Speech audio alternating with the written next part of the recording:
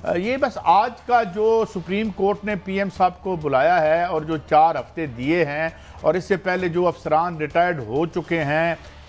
کیا اس حوالے سے 4 ہفتے بعد انہوں نے ایک رپورٹ دینی ہے، آپ کیا انویسیج کر رہے ہیں اور اس سے کیا کوئی آئندہ بہتری ہوگی اور ماضی کی کوئی اشک شوئی ہو سکے گی جو ظلم ہوا تھا؟ اعتزاز احسن صاحب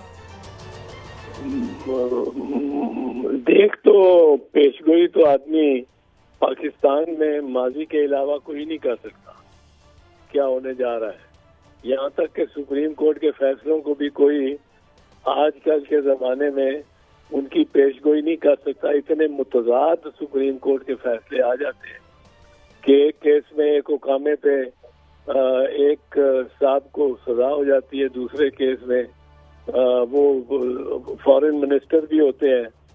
ڈیفنس منسٹر بھی ہوتے ہیں، واٹر اینڈ پاور کے منسٹر بھی ہوتے ہیں، وہ اقامہ رکھتے ہیں، تنخواہ بھی لیتے ہیں، ان کی باقاعدہ تنخواہ کی بھی تسلیم کرتے ہیں کہ لیتا رہا ہوں، جبکہ وہ وزیر تھے اور تنخواہ کسی اور ملک کی کمپنی سے اس کو بری کر دیا جاتا ہے۔ تو یہ اب بہت ہی تضادات ہیں، کہا نہیں کچھ جا سکتا۔ میں تو اب کہنا کلائنٹس کو بھی کہنا کہ بھئی یہ امکان ہے، یہ میں نے اب چھوڑ دیا۔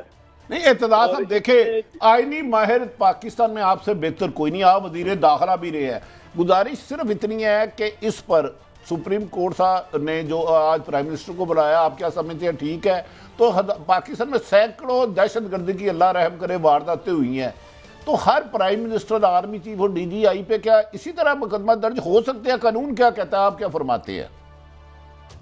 جہاں تک تو تعلق ہے اس واقعے کا اور پرائم منسٹر کو بلانے کا، پرائم منسٹر کو بلانے سے ذرا ٹھاٹ باٹ بن جاتی ہے ججز کی اور طلب کرنے کی۔ یوسف رضا کو بھی طلب کیا انہوں نے، ایک دفعہ نواز شریف کو طلب کیا اور وہ ذرا ان کی ذرا انا میں یہ ایڈیشن ہو جاتی ہے کہ ہم طلب کر سکتے ہیں، ورنہ اس کیس میں میرے خیال میں پرائم منسٹر کو بلانے کا کوئی خاص مقصد نہیں تھا، خاص کر پرائم منسٹر جب خود اس میں ملزم نہیں ہے ان کے کیسز میں، ان کی والدین کی جو کی طرف جانب سے جو ایف آئی آر کرانا چاہ رہے ہیں، وہ تو اس وقت جو پرائم منسٹر تھے اور اس وقت جو ہوم منسٹر تھے ان کے خلاف، اور اس وقت جو سیکیورٹی کے انچارج تھے، اس دن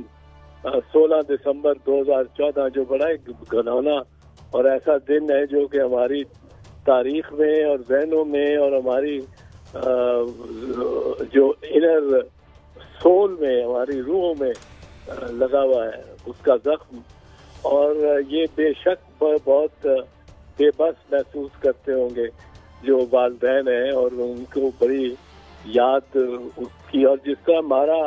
بچوں کو انہوں نے شہید کیا وہ بڑے بے دردی سے کیا، اور اب اس کی جو جس گروپ نے اس طرح کے سب سے زیادہ کارنامے کیے ہیں دنیا میں، وہ ہمارے قریب تر ہمارے ریجن میں آ گیا ہے، آئی ایس آئی داعش خراسان کی صورت میں، اور ہمیں زیادہ چاقو چوبند ہونا بڑا ضروری ہے اور پاکستان کی طرف خیال کرنا ضروری ہے۔ پر جہاں تک آئینی تعلق ہے، قانون کا تعلق ہے، اس میں اول تو میرے خیال میں، ذاتی خیال میں، وزیر اعظم کو بلانے کی ضرورت نہیں تھی۔ اس میں وزیر اعظم سویلین ہیڈ ہے، اس کا یہ کام نہیں ہے۔ اعتزاز صاحب آپ نے درست فرمایا، میں جو آپ سے پوچھنا چاہ رہا ہوں، آپ کو سے 2 ہمیں ایکسپرٹی مل رہی ہیں، ایک تو آپ وزیر داخلہ بھی رہے ہیں اور ماہر قانون بھی ہیں۔ پاکستان کی تاریخ میں میرا خیال میں یہ ایک ثانیہ جو اس سے بڑا کم واقعات ہوئے ہیں، اتنا بڑا اگر واقعہ ہو جائے تو ایک ریاستی ڈھانچہ جو دنیا کی 5ویں بڑی پاپولیشن ہو، 7 سال میں وہ والدین کو ان کو ایک انصاف کا تاثر نہیں دے سکی۔ آپ وزیر داخلہ بھی رہے ہیں، ماہر قانون بھی ہیں، کہاں پہ ہماری غلطی ہے، کہاں پہ ہمارے سسٹم میں فلا ہے کہ ہمارے وزیر اعظم کو 7 سال کے بعد عدالت میں بلایا جاتا ہے بھی کیا کر رہے ہو؟ Where we are wrong? وہ تو ہمارا سارا سسٹم ہی جو ہے اس پہ وہ غلط ہو رہا ہے اور وہ غلط طرح چل رہا ہے۔ اس میں تو کوئی ویئر کی بات نہیں ہے، آپ کو پوچھنا چاہیے where have we ever gone right? کبھی ہم نے کوئی صحیح کام بھی کیا ہے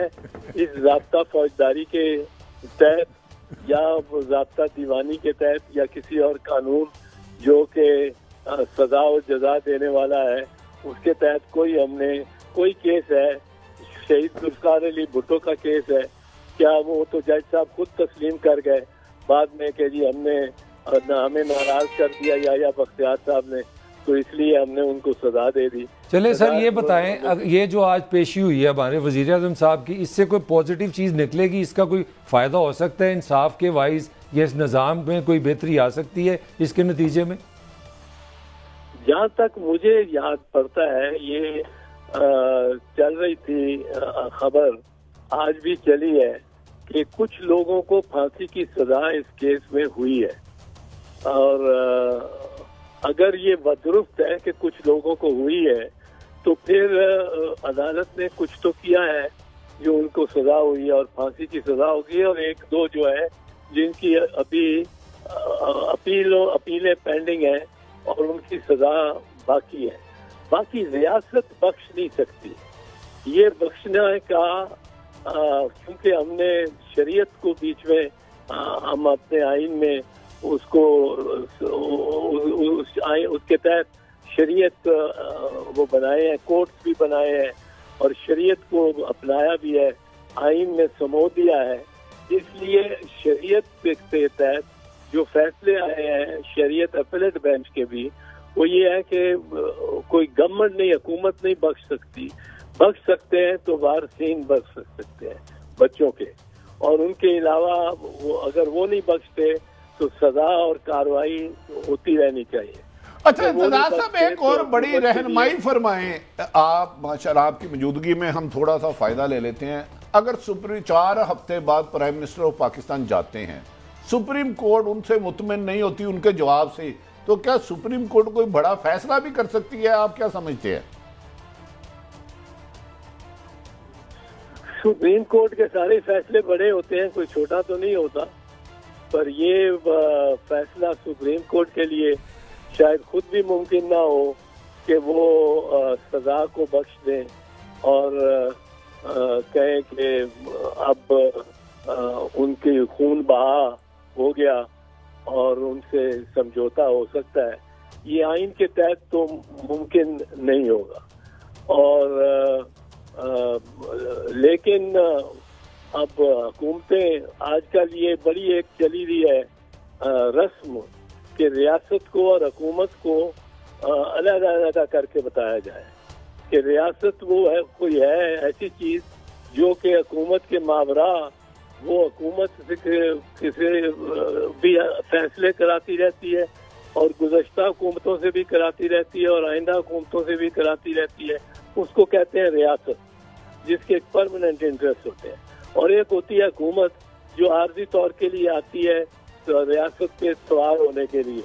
اور اس کا بھلا برا، اچھا برا وہ سفر کرتی ہے ریاست۔ تو ریاست اور حکومت میں جو فرق ڈالتے ہیں، میں نہیں سمجھتا فرق ہے، اس لحاظ سے کہ ریاست نے وہ کرنا ہے جو حکومت نے فیصلہ کرنا ہے۔ اب حکومت وہ کون سی ہے؟ وہ ڈیپر حکومت ہے،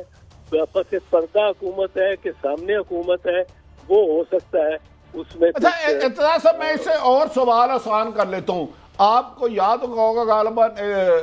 یوسف رضا گیلانی صاحب نے ایک لیٹر نہیں لکھا تھا جو سپریم کورٹ بار بار کہہ رہی تھی، تو سپریم آنریبل محترم یوسف رضا گیلانی صاحب عدالت میں گئے تو انہوں نے سزا دے دی۔ کیا وزیر اعظم کوئی جواب لے کے جاتے ہیں اور عدالت مطمئن نہیں ہو سکتی؟ تو میں کہہ رہا ہوں اس سلسلے میں وزیر اعظم کے جواب پہ مطمئن نہ ہونے پر کوئی فیصلہ کر سکتی ہے عدالت؟ آپ کیا سمجھتے ہیں؟ نہیں، اپنے طور پہ اگر وہ کرنا ہے ڈائریکشن کوئی دینا چاہے تو ڈائریکشن دے سکتی ہے، پر سزا تو وزیر اعظم کو اس لیے نہیں مل سکتی، کسی بھی وزیر اعظم کو، کہ انہوں نے کسی ایک طلبی پہ سپریم کورٹ کو مطمئن نہیں کیا یا سپریم کورٹ کی رائے مختلف تھی۔ سپریم کورٹ کے جج بھی تو آخر ہمارے جیسے انسان ہے نا، ان سے بھی تو خطا ہوتی ہے۔ ہم وہ ان کو فائنل اس لیے کہا جاتا ہے کہ ان کے پاس دنیا میں کوئی عدالت نہیں ہے، ان کو فائنل کورٹ اس لیے نہیں کہا جاتا کہ وہ ہر دفعہ درست ہی ہوتے ہیں، ان کی فائنلٹی ہوتی ہے ان کی ججمنٹ میں اور وہ درست ہی ہوتے ہیں، وہ بھی غلط فیصلے کرتے ہیں اور انسانوں کی طرح ہی ہیں، تو اس لیے وہ یہ کوئی سزا تو نہیں دے سکتے۔ اگر वजीर आजम मोतबाना जाके पेश होके कहें कि ये सूरत-ए-हाल है हमारे सामने और ये सूरत-ए-हाल इसमें हम इस वजह से समझौता करने की कोशिश कर रहे हैं TTP से, या इस वजह से आईनी एतबार से हम नहीं कर सकते। मैं इतना सब फिर क्लियर कर दे तो मैं माफी चाहता हूं, मैं टाइम ले रहा हूं। वो जो वर्षा के मुद्दई है उन्होंने मुकदमे के इंदराज का गालबन कहा था, मैं उस सिलसिले में कह रहा हूं अगर मुकदमा नहीं होता तो फिर क्या चीफ जस्टिस साहब क्या हुक्म सादर फरमा सकते हैं? इत्तेज़ाज़ साहब इसके साथ मेरा भी सवाल जोड़ लीजिएगा। मेरा सवाल है 18वीं तरमीम के बाद ये 2014 का वाक़या और पेशावर का वाक़या, वहाँ पे PTA की हुकूमत थी, तो कानूनी तौर पे ये किसकी जिम्मेदारी है? 16 जब का भी ये वाक़या है, ये कानूनी तौर पे किसकी जिम्मेदारी बनती है? प्राइम मिनिस्टर का इससे कोई ताल्लुक बनता है? मैं कानूनी तौर पे पूछ रहा हूँ आपसे। नहीं, कानूनी तौर पे तो प्राइम मिनिस्टर का डायरेक्टली ताल्लुक आपने भी सजा फरमाया नहीं बनता। ये सूबाई मसला है और सूबा वो खैबर पख्तूनख्वा ही था, लेकिन प्राइम मिनिस्टर को एक जनरल भी अगर सुप्रीम कोर्ट बुलाना नहीं चाहिए। मैं उसके भी कोई इतना हक में नहीं हूँ कि एक पैरेलल सुप्रीम अथॉरिटी है of another branch of the government, तो वो तलब उसको करना कोई आसान बात नहीं होनी चाहिए, पर इन्होंने किया है, तलब किया है और वज़ीर आज़म पेश हुए हैं। आपने यूसुफ रज़ा की बात की है, वो पेश हुए थे और उनको सजा हुई थी और मैं अभी तक समझता हूँ कि वो सजा गलत हुई थी उनको, पर उसके बाद अपील में गए थे, उसमें भी वो उन्होंने उसको मुस्तरद किया था। मैं इसलिए समझता हूँ कि प्राइम मिनिस्टर पाकिस्तान के को कोई इख्तियार नहीं आर्टिकल 248 के तहत कि वो अपने ही सदर को, अपने मुल्क के सदर को एक गैर मुल्की थर्ड क्लास मैजिस्ट्रेट के रहम करम पे छोड़े, जब वो उसको अपनी सदर को अपनी सुप्रीम कोर्ट तलब नहीं कर सकती। सदर को इतनी ज्यादा इस्तिस्ना है, अनलाइक दी प्राइम मिनिस्टर, सदर को अपनी सुप्रीम कोर्ट भी तलब नहीं कर सकती। उसको आप तीसरे मुल्क की थर्ड क्लास मैजिस्ट्रेट के पास अदालत कह रही हो कि उसको सबमिट कराओ, उस स्विस वालों ने कहा जी हमारी ज्यूरिसडिक्शन ही कोई नहीं, वो खत्म ही कर दी उन्होंने बात, वो खत्म हो गई। तो ये इस तरह का काम सुप्रीम कोर्ट को नहीं करना चाहिए। जजेस को इसको बड़ा हौसले से सुनना पड़ेगा। वहाँ जो वालिदैन आए होते हैं वो यकीनन जज्बाती हैं, उनका दुख और दर्द बहुत ज्यादा। बिल्कुल, हम उनके दुख दर्द में शामिल हैं। इत्तेज़ाज़ साहब, आपने हमें एनलाइटन किया, हमेशा की थैंक यू वेरी मच।